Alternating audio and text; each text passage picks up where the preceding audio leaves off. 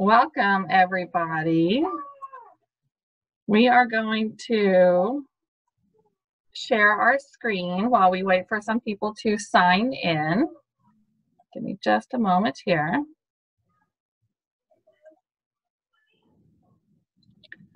All right. There we go. So we're just going to let some of these events that we have coming up, we've been pretty busy for the month of June, and we have a lot of things that span a lot of families at different ages and for situations that are, across the board for the spectrum. So we'll give everybody just a few minutes to sign in, and we'll let this roll through maybe 2 or 3 times, and then we'll go ahead and start our presentation. So we have wonderful OT event coming up, sensory needs. Everybody's at home, so that's good. This looks like a fun one. The Autism in the Outdoors, a parent's guide. Gonna get dirty for that one.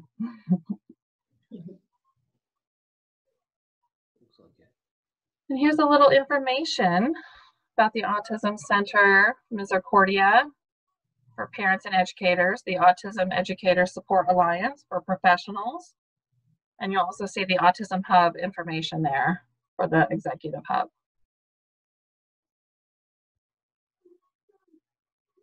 Executive functioning coming up, lots of really cool things. This Saturday is our last Facebook Live for Social Stories Saturdays. After this Saturday, we will just be posting different topics, but not videos. So we'll let this one roll through and let some people sign in. And then we'll get started.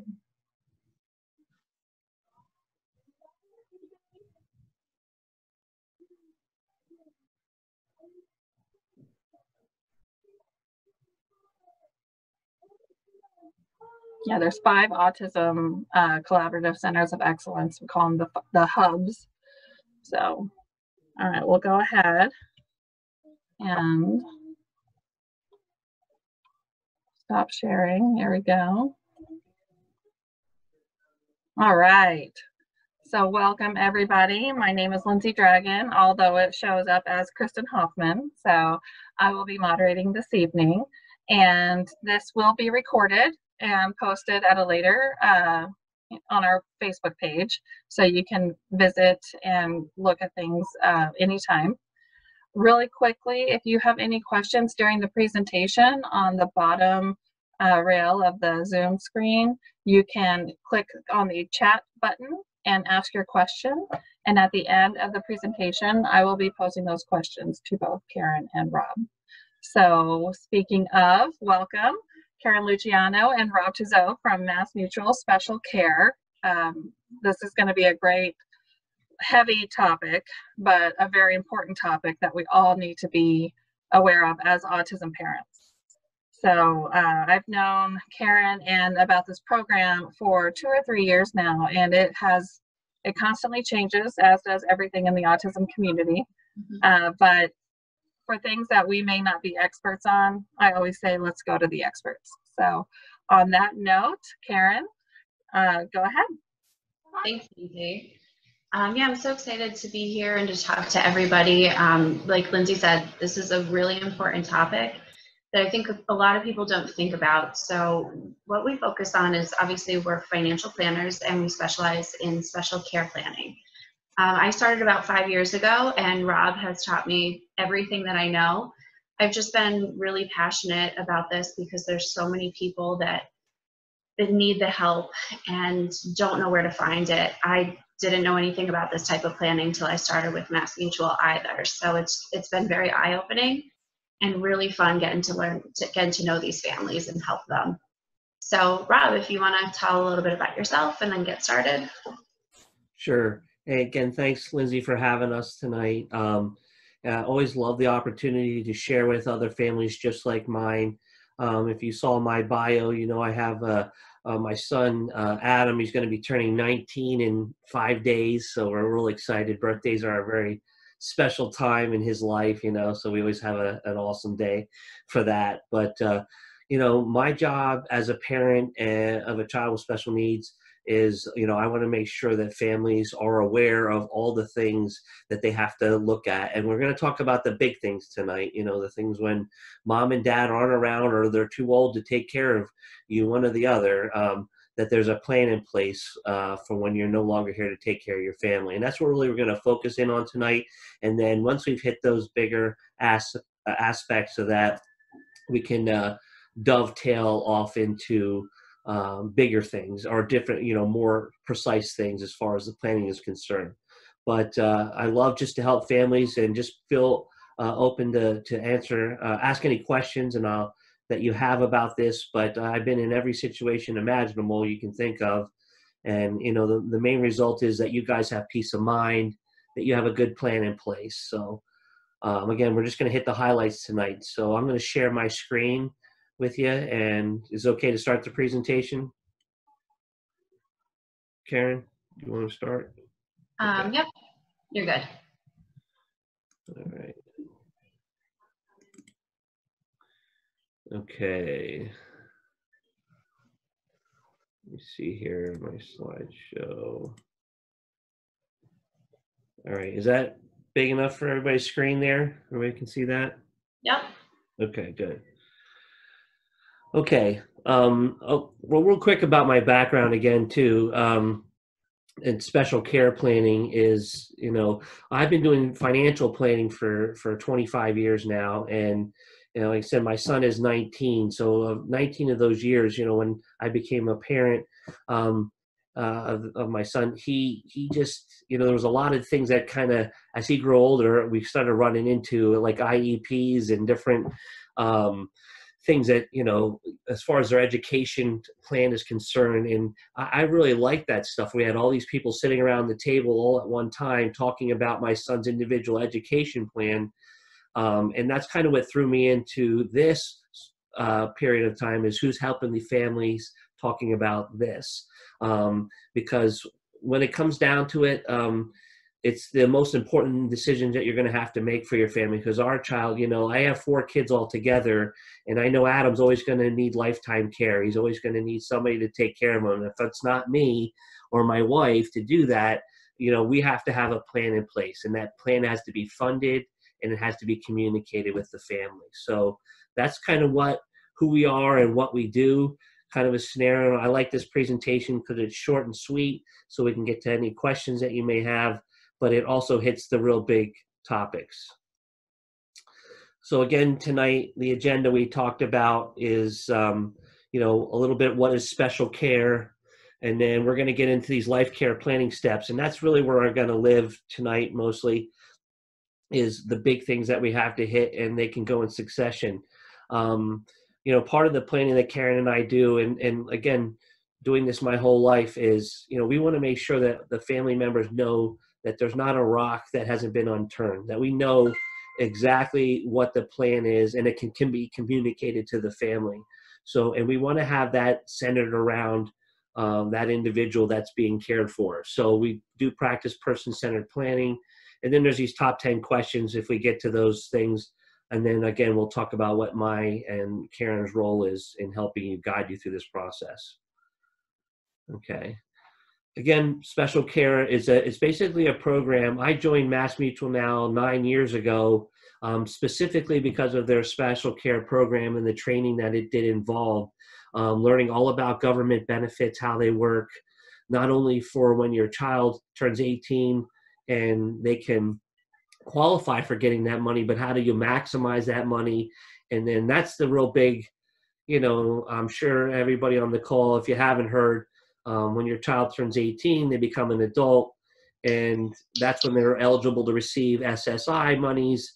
And that's also when they become, when assets and things become countable towards them, anything over $2,000. So, you know, as a parent, if you have a job and you have group life insurance and you bought some life insurance and you have an investment plan and so on and so forth, and you have a car accident and you pass away and you haven't done this planning, you know, there's going to be money that's going to get to your child with a disability that's going to disqualify them from benefits. So this is partly why we want to, that's one little piece of why we want to do this planning. And the rest of it is mostly is that because we know our family member the best. And we want to make sure that their life is always being cared for. So, and being expanded. So we want to educate families. I'm always, my family's clients of mine have all different, come from all walks of life, business owners.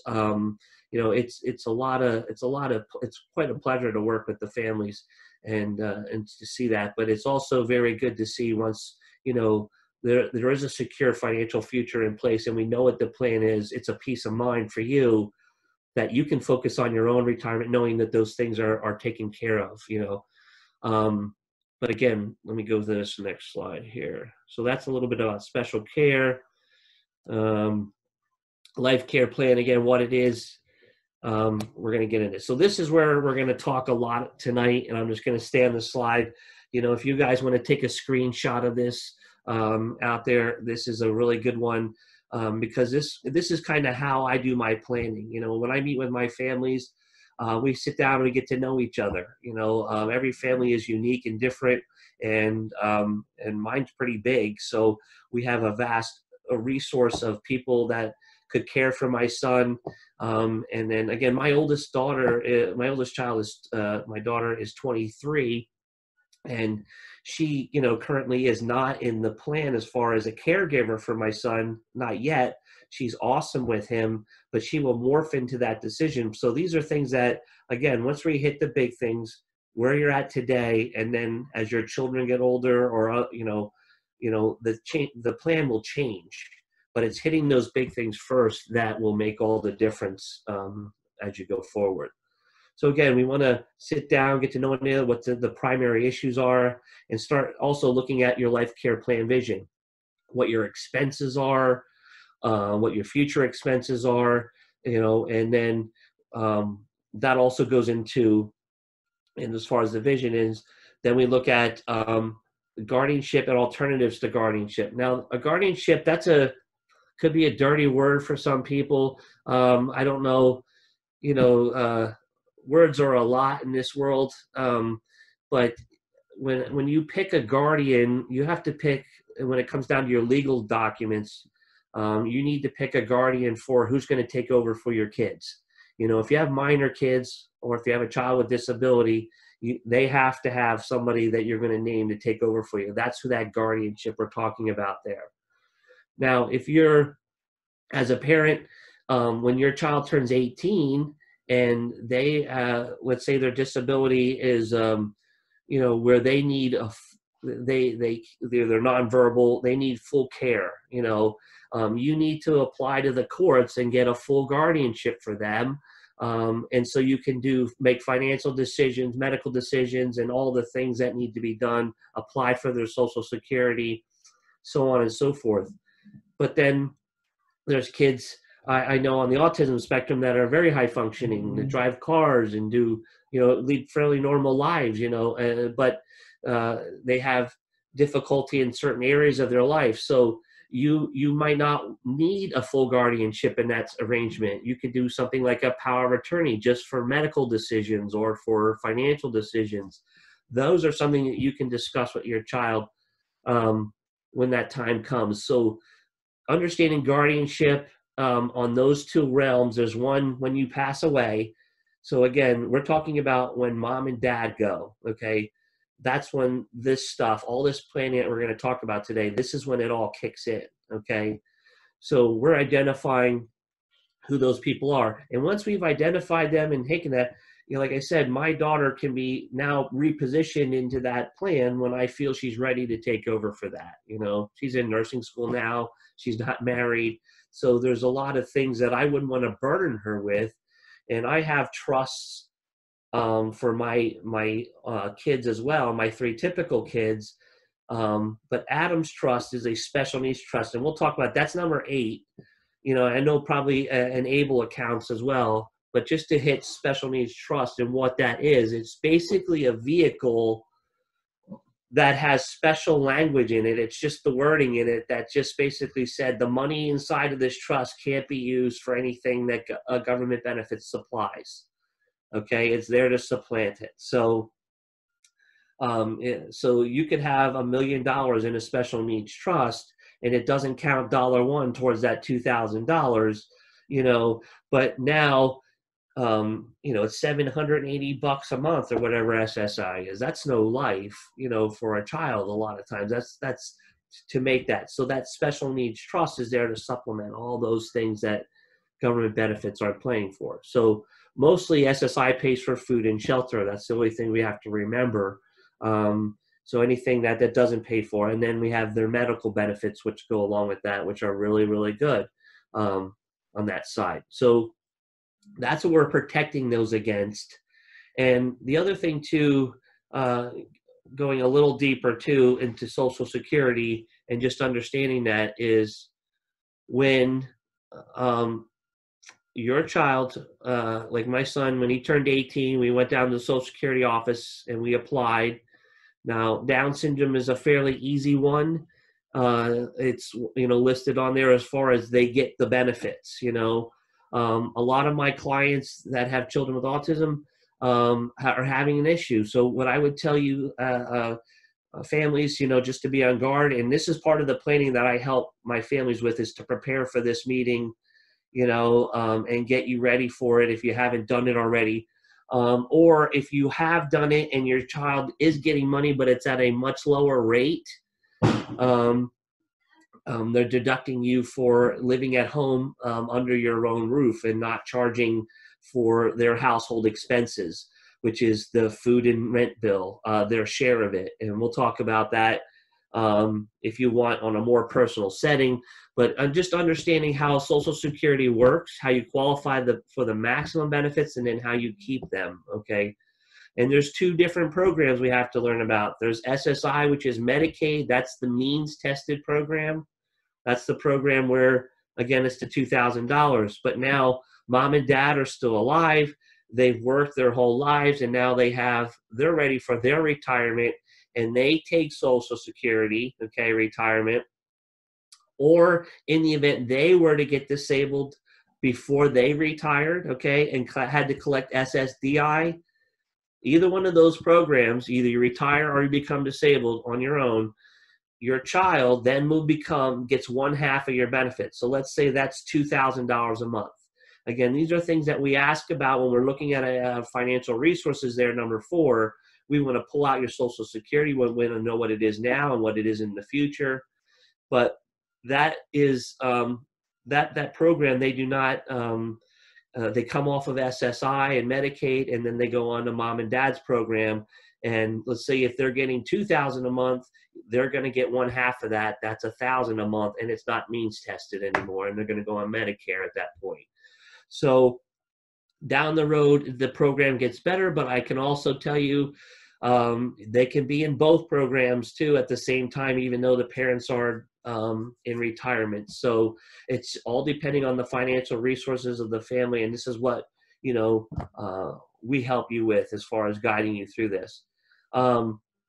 The next one, number 5, okay, as far as financial resources too, we'll look at what your group benefits are, what you have at work, what you've done personally as far as life insurance. We'll look at your car, your home, anything liability-wise that could hurt you. So we do a full, what they call a risk management assessment of your portfolio, which will address your disability, long-term care, your health insurance. We will address your Social Security benefits. We will look at your wills, trusts. If you've already created them, I can tell you, nothing against attorneys, but once they've drafted your will, there's nothing more they need to do. So if it's not connected to your beneficiaries on those insurance and IRAs and investments that you have, it's not going to get to where it needs to go anyway. So we have to make sure, if we have a will and a trust set in place, that our beneficiaries state that. So we want to make sure that all the pieces are put together, and we want to identify what all those financial resources are. But SSI is a big one. People leave a lot of money on the table in the monthly amount that they can get just because they don't understand how the system works. so we can help families recoup some of that money and help them bring it back into the family, and then a lot of times some of those things can help fund the future estate plan for their child too. So we'll talk about that too. So the next one, number 5, is again what those life care plan costs are. What do we need to plan for? What does that bucket look like that would kick off like X amount of money per year or per month, and that's kind of what we're kind of looking at. And, as a financial planner, I always tell families this: there's one thing I can tell you that is for certain in life, and as one is you're going to pay your fair share of taxes, and number 2, we're all going to go one day. And I just don't know when that day of the hour is. And for doing this for 25 years, I've done last year, a lot of family members of mine had passed away. My mother, father, a bunch of people that were very close to me. So I've handled a lot of estates over the last few years. And just recently, one of my good friend and client of mine, age 45, was, out on a Sunday bike ride and was hit by an unlicensed driver, ran a stop sign and killed him. And he had 2 young, precious little kids, and we just celebrated Father's Day on Sunday, and Dad's not here anymore. But I can tell you his wife and his kids financially are taken care of very well, and they don't have to worry about that. They can focus on being a family, and not having to sell their home and so on. So all in all, that's what this planning really does. It's peace of mind. And when you do that, it often, it does open opportunities for how you treat your own retirement, and how you do that. And that's how we can actually get focusing in on those things once we've hit these bigger things. It's really awesome, actually, how the two work well together when you're looking at it as a big picture. Again, then the next thing is letter of intent. I'll come back to that in a second. But the next thing we're going to look at is preparing your legal documents. Again, if you have your legal documents, Karen and I will do a free review. We have MassMutual Trust Company has legal attorneys on our staff. They can't do your legal documents, but they can do a review of them. And we can talk about, if there's any changes that need to be made.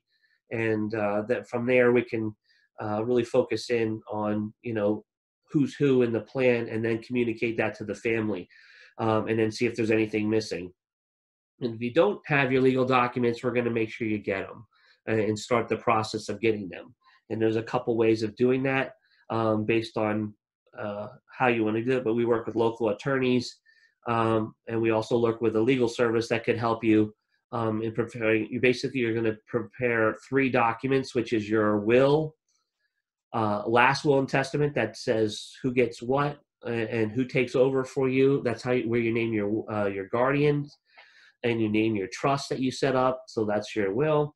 And then you have, while you're still alive, you have a power of attorney, which is for yourself. Let's say you're incapacitated, you're in a car accident, and you're in the hospital, but you can't do anything. So you need to have somebody that will make medical and financial decisions for you if you can't make them for yourself. And then the last one is like a living will, which is kind of like a healthcare power of attorney. It's like a dual document in Pennsylvania, at least, which is that will, if you're on life support or whatever, how long that, what happens in those stages of death if you're not, probably not going to make it back. So that's the core of what you need in your legal documents. And then the next thing is the review of the special needs trust. So the special needs trust is the main vehicle, again, that you're going to leave money to a child with special needs. So again, because the money that goes in there, they have no access to it. Okay, it's for their benefit, but it doesn't show up in their name. You're going to name a trustee for that. And that could be the same person that you name up in number 3, which is the guardian. So in my case, I always tell this, my sister right now, she just turned 40 yesterday. She's the guardian for my kids. She's awesome with all my kids. But she's not so great with money in respect of like a large amount of money and managing that and managing a special needs trust and what that entails. So I have, for that part of it, the money part of it, I have MassMutual Trust Company as a co-trustee with my sister. Okay, what does that do? MassMutual Trust Company is a fiduciary. They have a financial responsibility. They know how trusts work, how to administer them. They have copies of your legal documents and what your wishes are. And then they work very closely, i.e. with my sister right now, should that happen. And they'll help her set up the trust. They'll invest the money. They'll do the tax return. They'll pay bills. They'll make sure money is spent improperly, so on and so forth. So especially when it comes down to trust, I can send out to Lindsay there's like there's a website. I'm trying to think of it off the top of my head. It's been a little while since I've been there, but there's a special needs trust or a trustee handbook. It's called, and it's very good. It's about 30 pages long, but it goes into great detail the roles and responsibility of a trustee. Okay, if you're put into that role. What you can and can't spend money on, and so on and so forth. So it's really important that you look at having a trust company or a co-trustee or even a second person that's better with money in conjunction with your plan. And again, all that is discovered after we've sat down. After we sat down and talked for a while and got to know the family and their specific needs and wants. So again. That special needs trust, again, can be written inside your will, which means it's a testamentary trust. It's words on a paper. It does not go into effect until both parents have passed away. So in my case with my client who was just killed, his wife, now everything gets passed over to her, okay? And now it's upon her death that when the guardian sets up the special needs trust setup. But now what we're thinking about, because she just told me her uncle, wants to leave money to their daughter who has special needs, okay, in his will. So what we're going to have to do now is make that special needs trust live. What's that mean? The attorney's going to drive a standalone contract. We're going to apply for a tax ID number, and we're going to set up an account that we can put money in. And that the parent will be the trustee of that, and that document will name, just like your will did, who's going to take over for you in that circumstance. Okay, but that's what we're going to talk about. Special needs trust. Do we need a testamentary in our will, or do we need a live one now because we know somebody's going to leave money to this, or they're going to inherit money? All those questions are going to be answered. I don't know, are your families familiar with the ABLE account at all? Do you want me to hit that at all a little bit? I do know that some families whose children are a little bit older have done the ABLE accounts. So you should definitely hit on that as well. And not to mention, I mean, having a child with special needs is hard enough. Now, I mean, I have a degree in art. So to go into finance and then legal on top of figuring out special needs, I'm so happy that you have, that you guys are here, because it's just, it's a lot to take in. So definitely touch on that ABLE account. I do know that some people have them, but also that the people who are listening or, would need to know what their options are. Yeah, and to dovetail off of that, I always tell families, I'm not here to replace anybody good in your life. If you have a good investment advisor or whatever that is, we can work as a team. If they don't understand special needs planning, they're going to screw it up for you. And that's what we don't want to happen. So, the ABLE account, in respect to that, I'm going to give you my take on it. I like them for money if the child is making, if your child is making extra money, or if there's a gift or something that of smaller value, let's say, that you want to, or create a savings plan for them and use it for bigger ticket items that you want to spend money on. Okay. But essentially the money that goes in there has to come from outside sources. It can't come from your SSI check. It has to come from a gift, or it comes from your earnings. That it accumulates in there. It just doesn't count towards that $2,000 when it's in there. And you could put $11,000 up to a year into it. or is it 14, whichever the gifting amount is, I think, is what you can put into it per year. But again, when you use the money in there, it has to be used for anything that can be used towards their disability.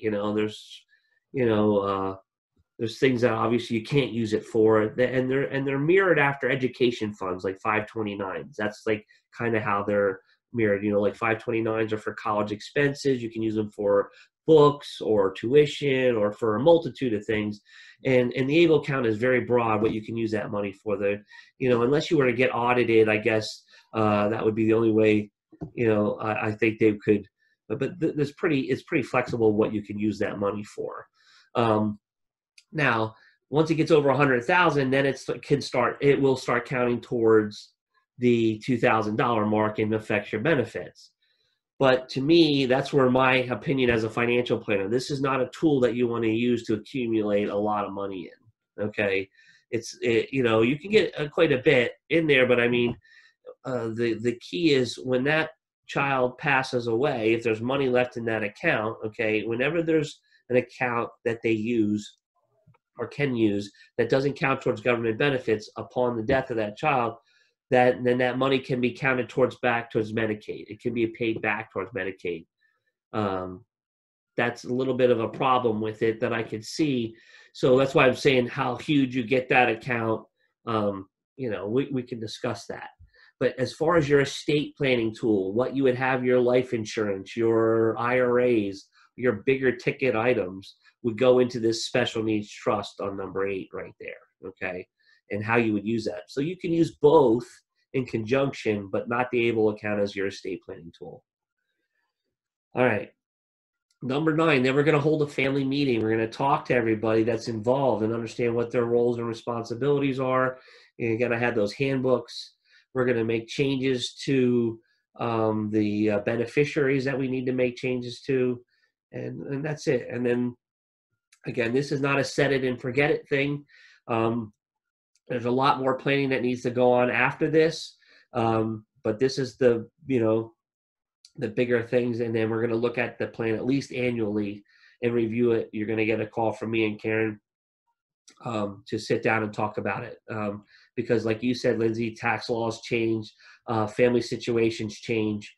A lot of stuff can change in a matter of a year. So we need to, again, once the big things are taken care of, then all we have to do is insert the changes where they need to be made. Okay. All right. So we'll go on the questions at the end. Again, this is just a diagram of person-centered planning. And this diagram came again with an IEP. You had the school psychologist, you had your teacher, the aide, all these people sitting around, the IU person talking about my son's education plan, which was great. And it was very individual in what they did for him to help him excel. And that's all I'm doing is the same thing. We want to make sure that your child is able to excel under all circumstances. And we need input from all these professionals in order to get the plan right.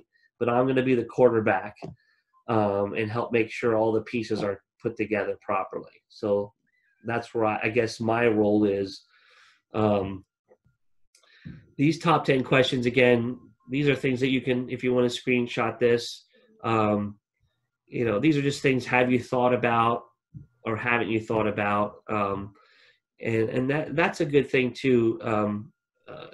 Karen and I don't charge a fee for our service. We want to make sure that as a parent that you have a well instrumented plan, and we just want to make sure that there isn't anything that you did or didn't hit, and there's a lot of you, I'm sure, that just don't know where to start, and you need a starting point and somebody to help you walk you through that. So we're here for either one of those. Rob, real quick, it was really interesting how I came across Karen, and it really, we attended a sensory-friendly movie, and Karen and MassMutual was the sponsor.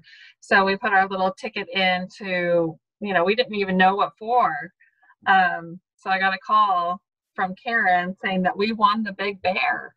Oh, right. Yes. And I'm talking, this bear is like 6'2", and it's huge. So, but whenever, I'm a special needs financial advisor, I'm like, I can't do this. I don't know anything about that, and it's probably going to be expensive. But I went to pick up the bear, and she was like, I'd love to talk to you about it, and wasn't pushy at all, which I expected. Yeah. And it was something I was very hesitant to go for, and I swear she changed our lives. And just having that education just given to me willingly, and she wanted to share that with me, it was definitely something that I'm not used to since we started the autism journey. Yeah. So it definitely was a very good service. So that's Yeah. why we're still doing this. That's great. And I appreciate you saying that. And that's how I look at it too. I've been doing this a long time. I don't need, I'm just here to help somebody and make sure this stuff is done right, because I've been in situations, it's all going to happen to us one way or another. And I just always say, do it planned. And, Yeah. I've done the research. I have the people I think I can trust that can help you, and putting the team together. And that's why we work together with all different organizations, because that's how we all learn, and benefit from, the stuff you learn from me and from what I learned from you. So yeah, let's so again, there's my role. Kind of, we just summed that up as you were talking about, and just coordinating all those efforts and providing that analysis, that overall, and then we can kind of cherry pick what we need to do first and go from there as far as the checklist is concerned. And then again, how we work together with other nonprofits. Again, that's what we do. That's how I meet people. And then again, we're looking at that. So that's it on my end of the presentation. I think, do we have any questions at all? Do we want to start that? I have one that came in. It says, how early should parents look into a full guardianship or power of attorney? You won't need it until they turn 18. Do you need to set that up ahead of time though, or do you wait until that child turns 18? You wait till the child. Yeah, I mean, just briefly before that, yeah, I would start getting it going. But as soon as your child turns 18, you can set the appointment to go to Social Security and get that set up. Okay. Now, again, Social Security, depending on, your child your best, but I have a checklist that I have right from Social Security, but I would go to ssa.gov. They have a lot of good information on there. Before you set up your appointment, but get your ducks in a row, have your psychological reports, your IEPs, medical diagnoses, anything that could benefit you for your plan. Because what they're looking to see, because they're going to order psychological reports and things for a lot of these kids, and they're going to find out that they can work, or they feel that they can work. So sometimes we may have to get an attorney after the fact, if we've been denied the first time around. So again, if we can get an approval the first time, that's the best case scenario, because it does take a little bit of time to get your case heard the second time around. Right. Yeah. So we have another question.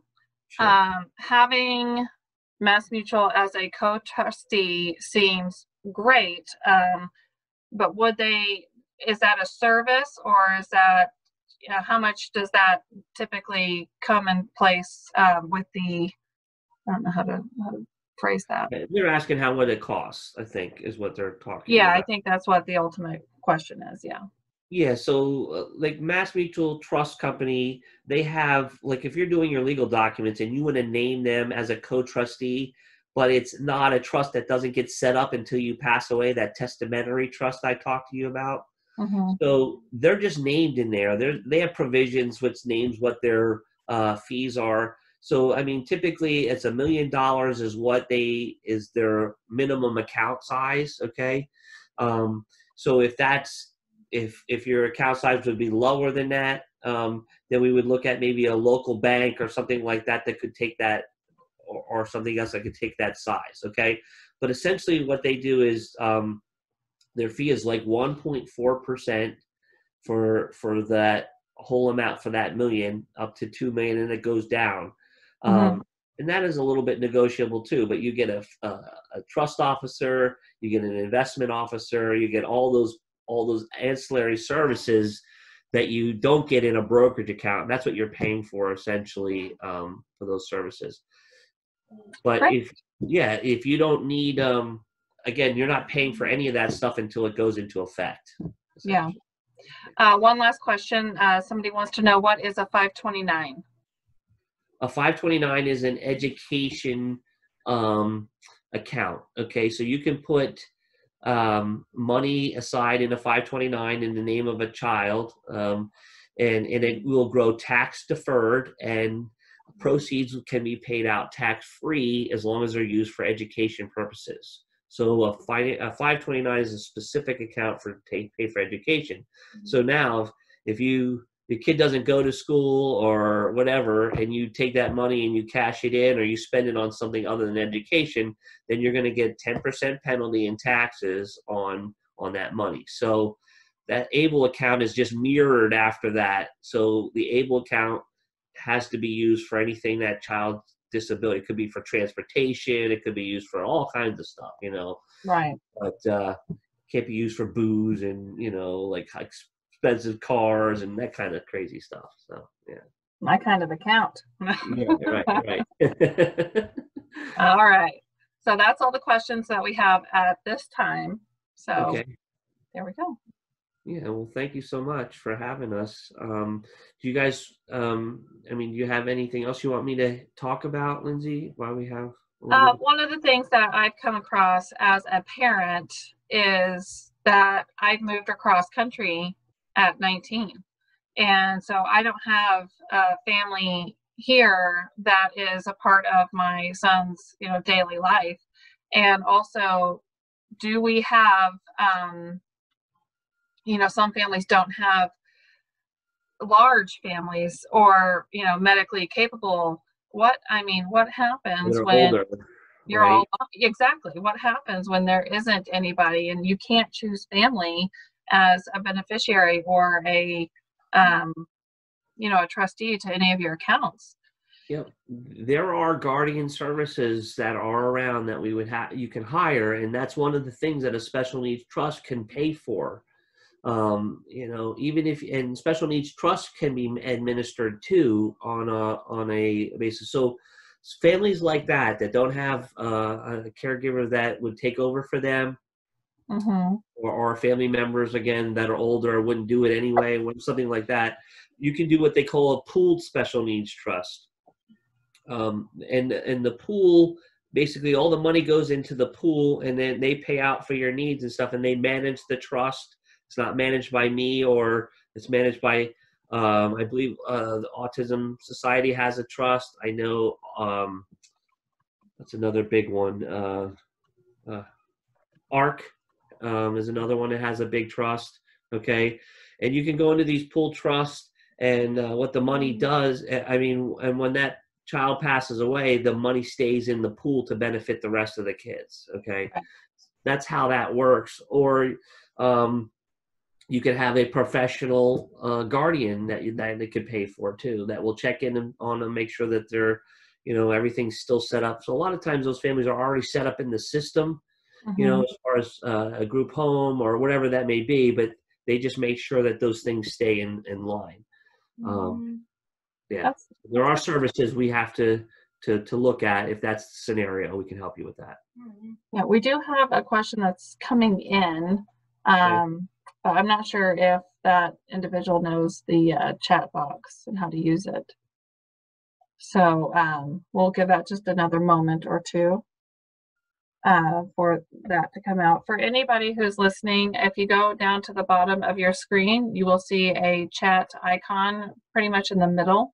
And if you click on that, you can ask your questions, and myself and the panelists will see that. And we'll be able to answer that for you.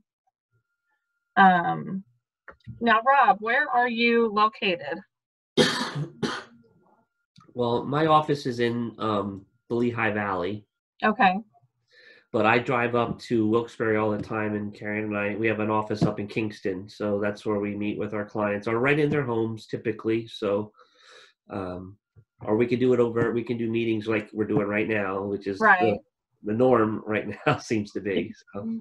Yeah. Well, and I was laughing whenever you said, we'll call you every year, because every year Karen calls me and I'm like, I have to get back to you because we play phone tag for a good month or two before we get in touch with each other. But I definitely think that this is just one of those things that people don't want to think about. And so they just, they ignore it, and if I don't think about it, it doesn't exist, but it really does. Yeah, I know. And that's why, I'll help you think about it. It's that important, because if you don't think about it, it'll be forced upon you, and then it'll be a mess. And that's what happens, when these decisions aren't made, nobody knows what's going on, where anything is. That's when the problems occur. That's when they get kicked they get kicked off of benefits. They lose their place in line at the facility, whatever that is, there's a lot of havoc that goes on. So if you have this all planned out, believe me, it's a lot better life for you and your family when you know it. Okay. Our question came in. Oh, good.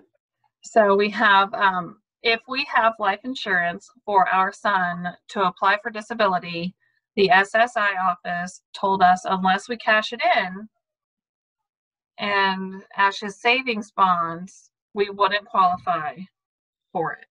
Correct. So if you have life insurance in their name and money in their name, and they're 18, that means, and it's over $2,000, until that money is spent down or below that amount, then then you can apply for Social Security. So those are areas, again, that will help you to do that. But that's why we don't want, in all good intentions, you do a 529 for your child. So there's money in those bonds that we can move into an ABLE account. That'll take it off the radar screen, but the money that's in the life insurance is a little different. We have to take a loan from the policy or take some cash out of the policy to get it to a certain point.